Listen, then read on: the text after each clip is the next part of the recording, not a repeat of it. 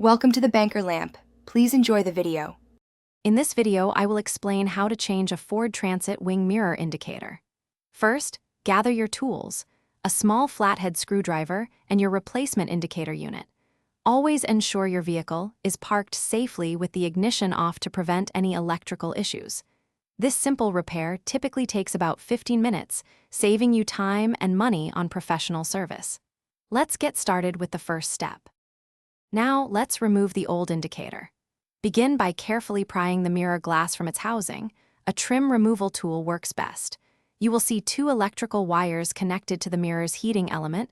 Disconnect these. Next, locate the two retaining clips securing the indicator lens.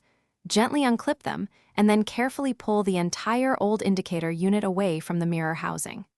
This step requires a gentle touch to avoid damage. With the old unit out, installing the new indicator is simple.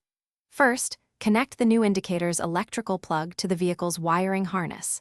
Then, align the new indicator unit with the mirror housing and push it firmly until it clicks into place.